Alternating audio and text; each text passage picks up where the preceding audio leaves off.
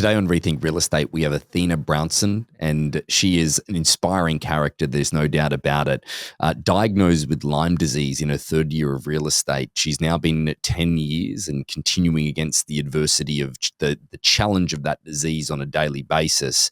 And we talk about the difficulties in her marketplace of Denver at the moment. It's one of the worst marketplaces in North America currently, just based on inventory levels, based on time on market, based on what properties it's sold for versus what they are selling for now in today's environment. We talk about creative strategies in order to actually get that sold. But all in all, her journey is inspiring, and certainly we appreciated having her on Rethink Real Estate. Welcome to Rethink Real Estate. My name is Ben Brady, and this is a real estate podcast aimed to deliver sales strategies, marketing tips, and business insights from industry experts and myself to build a listing-focused business for the future. Let's get into it. Athena, welcome to Rethink Real Estate. Oh, Ben, thank you so much for having me. I honestly couldn't be more excited to be here. That's good. So I think that there's a part of this that I want to kick it off with you dominating Denver as you do. See, I wanted to do the dominating Denver. I love that. But I want to know what's going on with Denver. It's a loaded question. You and I were speaking about it off camera just before, but what is going on to the Mile High City? Like you said, that is such a loaded question that could be answered in a plethora of ways. I also think you might have just created a great team name about Denver. But, I've been in the real estate industry here in Denver for 10 years. And of course, real estate is cyclical. But where we are today is not where I hoped we would be a year ago. We are in a market that has about 30% more inventory than we did last year. With that, our number of sold properties is actually down about 3%. We're seeing that the buyers just have a lot of hesitation. And, there are so many economic factors at play. There's quite a few, big companies coming into Denver, but just as many coming out. So we've got a lot of job fluctuation and just overall instability that's unfortunately causing people to not want to pull the trigger on purchasing. So we have too much inventory, not enough buyers. I think that's something you're probably hearing in most marketplaces. I think that it is the case in many of the marketplaces that we operate in because, with our business, we have a very broad capture across the US. And I would go as far as to say that Denver would be probably the second worst marketplace in the country at the moment. Really? Based on the fact of Miami is, if you've got a condo in Miami at the moment, guys, push the building over versus try and sell it. But it's not going to happen if you sell that's it. Right. So. That's right. So I think that as far as Denver's concerned, though, I'm really interested to understand because I do see Denver as one of your normal marketplaces. And when I say normal market, it's got high-end residential, it's got condo, it's got townhome. It's also not overly expensive. Like, don't get me wrong, I can understand why Boulder is having its issues. It's really expensive for what it is. Absolutely. Whereas and the Denver, taxes. that's right. And Denver, it's still reasonable. And I think depending on where you're migrating from, of course, it can be a shock to some as to our prices. I think the median sales price right now is right around $750,000, but that is for a pretty decent home in the Denver metro community. So that's excellent. What I am seeing, unfortunately, and it's interesting to hear that it's the second worst because you look at, I look at 30 years of data on the Denver real estate market, and we've only had 2 years where there's been negative appreciation. That's 2008, 2009, like most places. But we only had about a 2%, a 3% dip, where a lot of the country was seeing 20, 30, upwards of 50% declines in appreciation. So although properties are still selling, we are still seeing that we're getting about a 3 to 5% increase in appreciation annually still. But what we're used to is a market that's producing between 10 and 20% annual appreciation Yeah. for 30 years. So when you take 3 years in a row that have they're still appreciating, which honestly is a win in this economy and in this market, but it is not what the quote unquote status quo has been in our market. Right. Denver is an extremely desirable place to live because it's beautiful. You're close to the mountains. If you like being in the outdoors, it's heaven. We have great job growth. I think the city is really starting to blossom, and it's unfortunate that we are really struggling right now. And I think it's taking a lot of sellers by surprise if they're not having great conversations with their brokers in terms of expectations.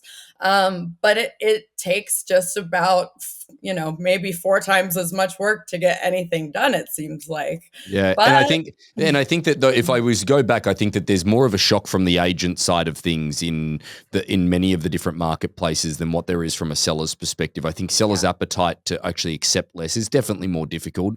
But I think I've had agents before complain to me that they now have to print flyers because it doesn't sell before the open house. It's like, oh my god. see, But that makes me sad. Yeah. oh yeah, yeah. However, I don't want to dive too deep into this rabbit hole because I want to Yeah. circle back on your strategy in order to get things sold at the moment. That's what I really want to dive into with you. But I want to make sure that we get a deeper understanding of you and where Yeah. you've come from and why real estate and how you've done what you're doing right now in the Denver marketplace. And it's funny with the people that I've dealt with in the Denver marketplace, which is quite a vast, and the mountain communities of Colorado, Yeah. is that most of them are not born and bred, or most of them aren't locals, so to speak. I'm a rare So native. yeah, you're a native. So tell me why real estate. Yes. So in a million years, I never would have expected to be where I am today. I grew up in a small mountain community, Breckenridge, Colorado, where there were more real estate offices than t-shirt shops. And I had this idea that realtors were a dime a dozen. It was, a very corny car salesman transactional mentality. I wanted nothing to do with it. Yet my father was a residential real estate developer. So he actually built, about 100+ luxury residences in Breckenridge, and really had a big impact on forming Breckenridge into what it was today.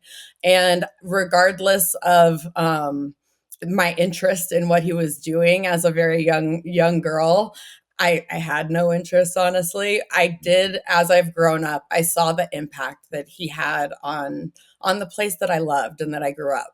Well, the other half of my father was being a professional skier. So I took after that. I I think I learned how to ski when I learned how to walk. And by the time I was 15, I was a professional skier, traveling, pretty much 300 days a year on snow if I wasn't hurt.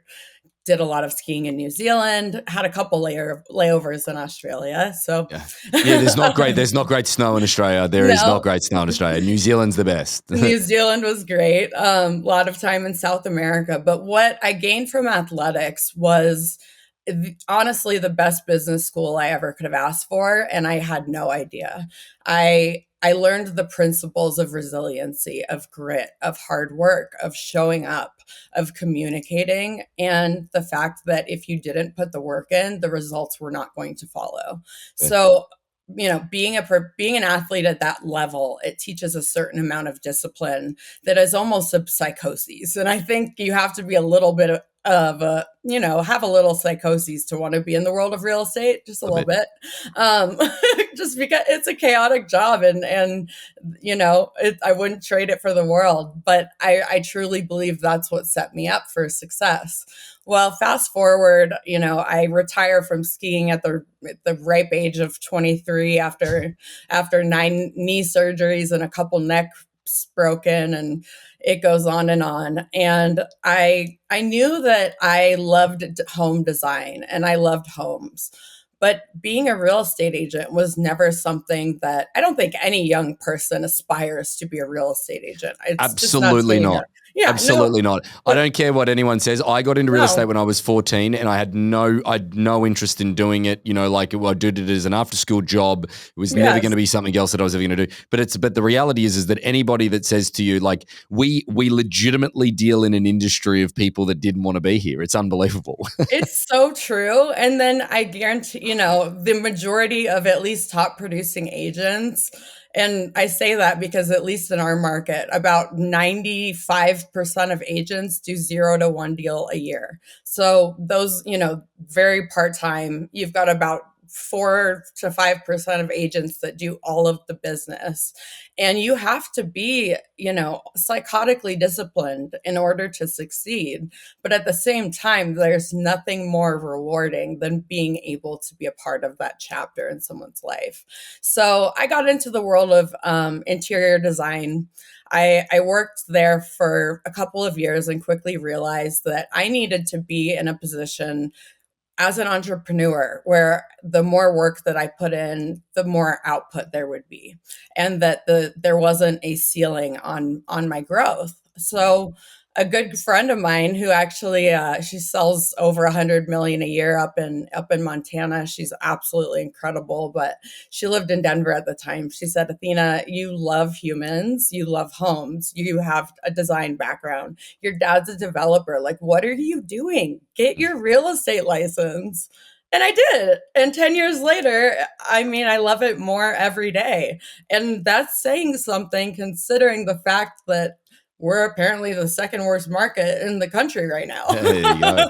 Well, I think that there's something to be said about the fact that I love the fact that you were on the fringes of it anyway after getting out of skiing, that then sort of then bringing yourself into it. But let's talk about the 10 years of being in it. Let's talk about the starting point. Let's talk about the parts that you've had to rebuild.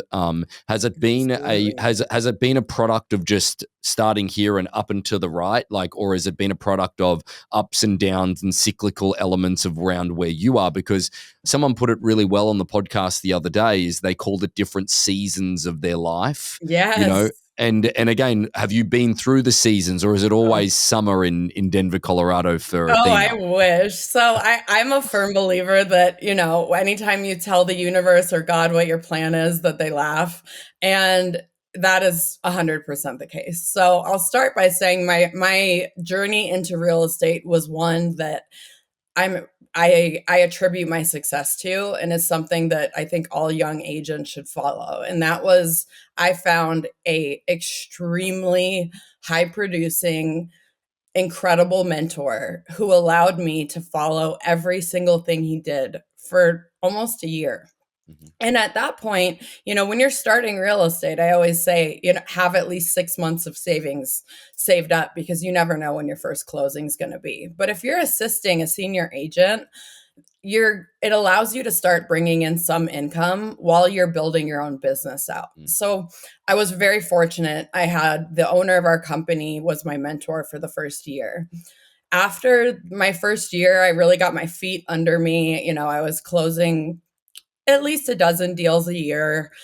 And unfortunately, right when I started to hit my stride around year 3, which is really the sweet spot that I kind of hear repeatedly, is when you really start to get referrals and you're building that community that goes to you for real estate. I was diagnosed with Lyme disease, and I was Uh, told that I was not going to be able to get out of bed. I should go on disability, and there was no way in heck that I would be able to do what I do. And being that I'm a very stubborn ex-athlete, I said, there's absolutely no way that I will cave into this. If I don't have a why, if I don't have something getting me out of bed in the morning, that I love to do, then yes, this disease is going to kill me, and it will take over my life. But For to those go, for those that aren't familiar with Lyme disease, yeah. like from what I understand, it basically sucks the life out of you from any type of enthusiasm, energy. Is that correct? Terrific. So it attacks everyone differently based on what your genetic weaknesses are and your body's weaknesses. It absolutely, like, chronic pain, chronic fatigue, brain fog, to the point of like not even being able to remember, what you did earlier in the day. was an issue.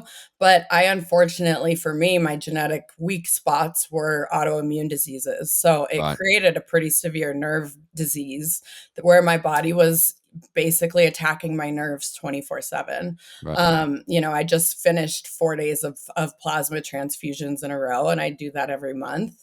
And I think that the most difficult chapters in our lives it's really hard to see it while you're in it, but Yep. these are the times that form us into the people that we're supposed to be. So when I think about the journey that I've had and continue to have, and the fact that I have a career that allows me the flexibility to go to the hospital 4 days a month, and the fact that I am able to build a team out that supports me unconditionally and gives the level of service that I expect for my clients, it really, really gave me an awareness of gifts that I never would have learned had I not gotten sick. I Yeah. was a one-man sport, an only child. I didn't know how to delegate. I wanted to get everything done myself. I Mm. wanted, and what I've really come to understand is how critical it is to understand where your strong points are, what your green time is. Like, what are the activities that you thrive in, and instead of trying to waste your time, not necessarily waste your time, but instead of trying to take the opportunity away from someone that is extremely good at something you're not good at, you're not only hurting your business, but you're not empowering your team, and you're hurting yourself because you're spreading yourself too thin. Is it one of those things that you probably, if we look back on it, and again, obviously getting sick is not ideal, but in the same point in time that if you were to go back and you didn't get sick, maybe you might have capped yourself at a certain barrier or level because you didn't Absolutely. delegate and you didn't learn that skill or didn't ask for that help that is there. It's funny how things happen for a reason. I And again, agree. not that ultimately that is the wonderful reason of that Yeah. we want to encourage that's the getting sick is the right Yeah, thing. don't No, go that route, no, but no, no. But we're gonna you no, look at the silver lining. I truly believe that I was at the top of the world at year 3. I was ex-professional athlete, just thought that I could move mountains, but I did not have so many necessary skill sets for being successful long term. And it was going to be a recipe for burnout.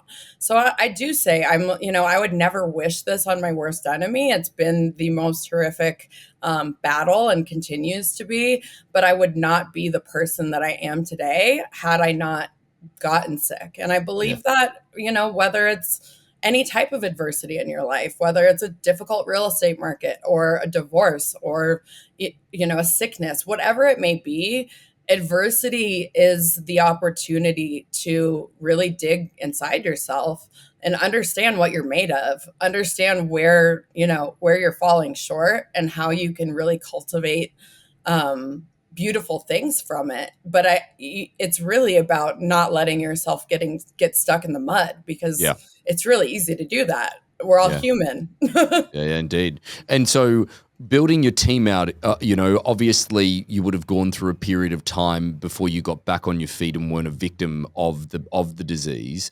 Yeah. Where did you have to rebuild again? How did you rebuild again? How did you mentally go through the factor of you, because you probably would have had to start again. Obviously you had your knowledge, but you would have had to start up again and get going. Where did that journey bring you to now?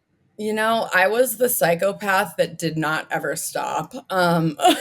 So rather than having to, but the number of days that I was unable to get out of bed or move at all, or was in the hospital for 3 months at a time, these were all factors in my life. But I was also, going back to my background in athletics, I was very disciplined, and I had always put a very high priority in my life on coaching, Right. and I still do. And when I face these difficulties, and I have always had coaches, and I have a coach kind of looking over my business and showing me where my blind spots are, where I can be more efficient, where I can delegate, how I can create systems that are going to allow me to rest more.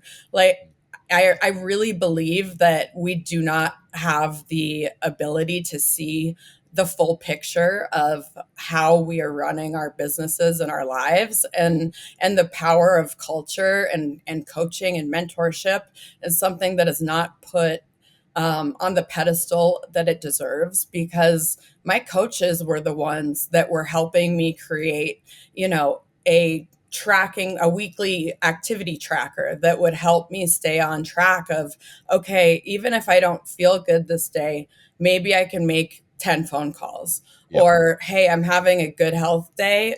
That's going to be a really good day for me to get open houses done or do a bunch of showings. So it really helped me to understand, what my own capabilities were and what they weren't.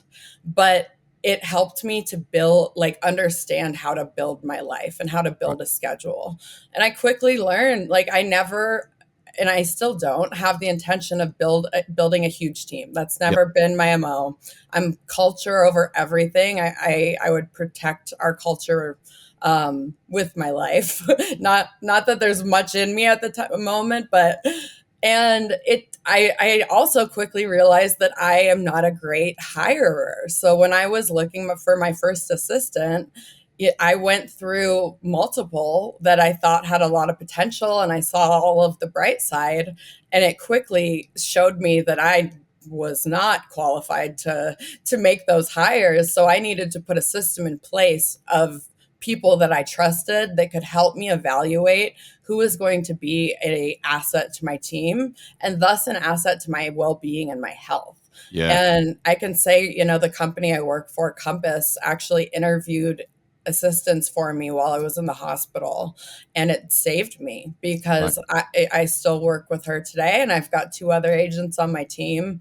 And without those incredible, capable humans that are great at everything I am not great at, and without that awareness, I wouldn't be able to continue succeeding the way I am today. So I guess so the infrastructure of your team and the way that it looks at the moment, you have an assistant and two other agents. Is that correct? Yeah, so I'd say assistant slash operations manager. I do have a transaction coordinator and then Okay. two other agents. Wonderful. And the two agents run their own businesses, but they also assist me with listings if I need it. They assist me with buyers. So I have the support that I need to get better. Yeah. And I guess that where you are today versus where you want to go, like what does it look like from volume and transaction to where you want to go at the moment? What Yeah. type of increase are you looking at? Or because this is another thing that I think that very rarely do I get somebody on the podcast where I ask this question that they admit to it, is that Yeah. it's also okay just to do what you're doing now forever. Because you're It- still doing a great deal of volume of business, and if you could sign up for the consistency of doing what you're doing at the moment for the next 10 years, you probably would sign that deal. But that's but so, but so true. but it's unbelievable though. Like I constantly have this battle with the people that we deal with on a daily basis. They're trying to find consistency in an inconsistent business though. So I know it doesn't work that way, Yeah. but I guess where does the future you, or what does the future you look like? Yeah, and that's a very funny thing, because I think as humans we live in this hustler culture that it's always something more. You always want something greater. The grass is always greener. But I also am such a big believer in setting goals and Right. really creating actionable plans to get to those goals. Obviously I feel like when I get my health back, every single day right now is such a challenge that the idea of having health, it's coming, I can tell, is going to make me, feel like I can get through absolutely anything. Yeah, So fair. I look forward, and I just finished my first development. I'm kind of taking after my father, and it was one of the most enjoyable processes that I've been through in real estate. So How I scary? How imagine, scary was it? oh my Give me a gosh, it was fear. Fear. terrifying. Was it fear? Was it fearful? Was there anxiety involved in it, or was it just something that you could enjoy?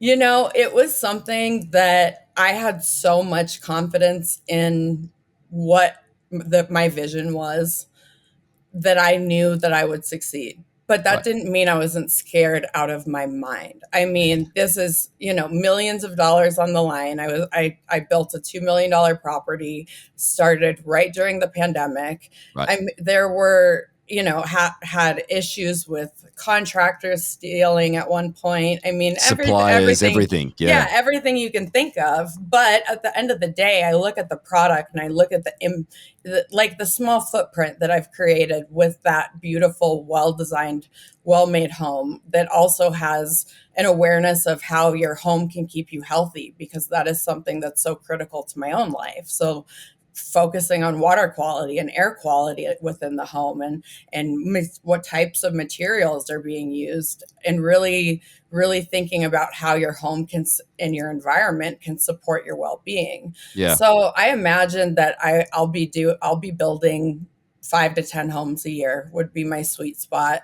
Right now I sell about 25 million a year in volume. That Right. usually comes out to 22 transactions. I'd like to get to probably 40 to 50, but with that I absolutely will need a full-time buyer's agent. Yep. And And also, you're most going to supply yourself with your own inventory in many cases as well, if you're going to do exactly. that. So, therefore, the people that you meet from it, the certain communities that you build from it. Also, not to mention as well the longevity in the one of the when I sold real estate in Australia, my biggest arch nemesis was a guy by the name of Robert Dean. He sold everybody they sold everyone their house in this estate called Windermere, Yeah. right? And it was one of my market, like in my core market, it was one of the areas that I really just couldn't make headway in as much as I'd want to. And the reason why is that he sold everybody their homes and built them with them, Yep. and it was just, Yep. he just was such a great relationship guy. And So, that's what it comes down to, honestly. My goal is to, and has always been, to create such long-lasting relationships with my clients that when it's time for the next chapter, or for something to change in their world of real estate, that there's not a question that I'm going to be the person that they call. yeah, And 99% of my business is that. there you go. So the legacy that I want to leave is one that is the opposite of what I thought real estate was when I was younger. I want to show the world that realtors can be your biggest advocate for creating long-term financial wellness, and it doesn't have to be a transactional negative experience, and it shouldn't be. It should be something that is, you feel educated, supported, understood, heard. And to be able to have that connection is truly why I love doing what I do, and why I Yep. will continue to do it for another decade or two. Well, I think that that's a really lovely segue to circle back on the conversation, because it would be remiss of me not to dive into it a little bit. It's a more of a difficult market at the moment. You've got a 30% supply of surplus inventory from what last year was, and last year was already relatively high as it stood anyway. So I guess that let's talk about some of the creative ways that you're doing this, because at the end of the day, there's part of this that when it comes down to educating a client on the market shift, if they actually do need to sell, I do believe that a lot of agents lack this skill set in order to actually, like, they lack the skill set because they think that they can wave a magic wand in order to get the client their magical number.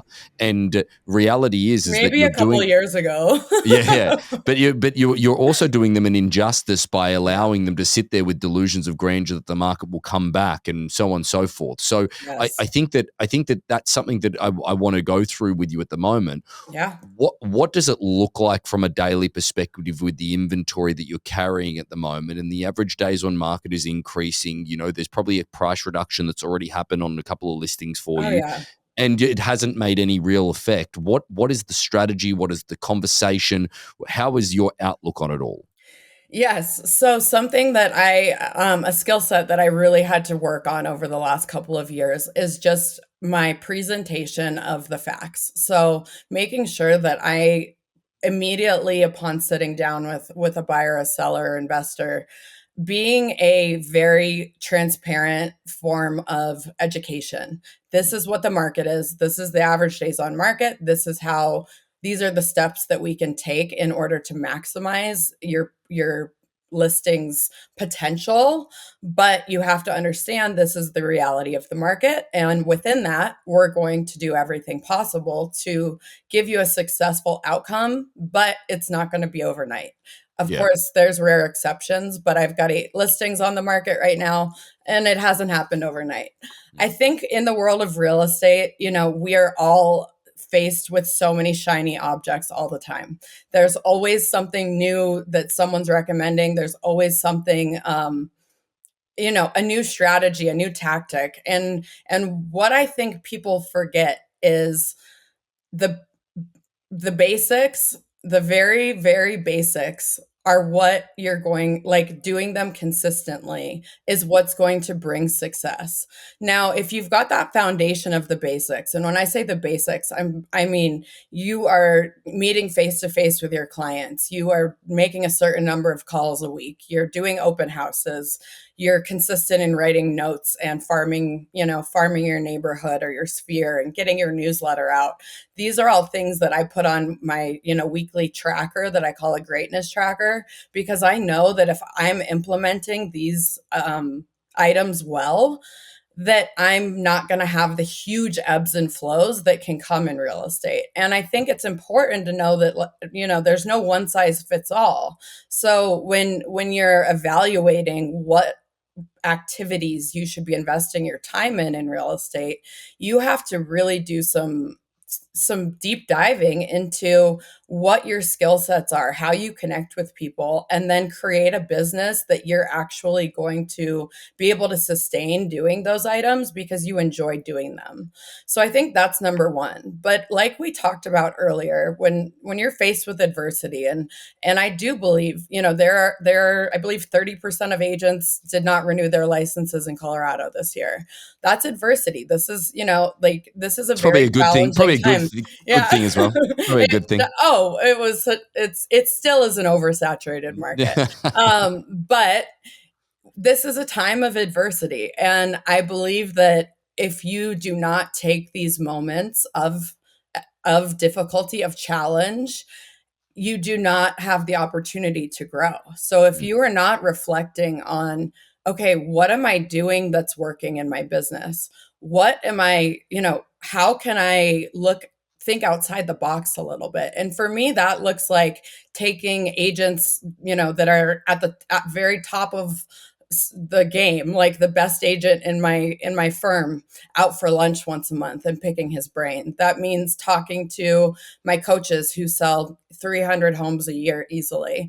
It means reaching out and finding ways that you can differentiate yourself from the rest. But more than anything, it's not just picking one thing and doing it for a couple of weeks and expecting a result.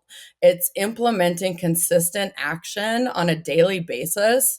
And that gets really difficult when you get a lot of doors slammed in your face, or when nothing is selling, or deals are falling through. It gets really difficult to want to continue doing the basics. But at the end of the day, the basics are what create success, and they create the foundation for you to even be able to think bigger. And that would be my biggest recommendation. Isn't it amazing though that sometimes the very best people have an obsession with monogamy? Just the same thing.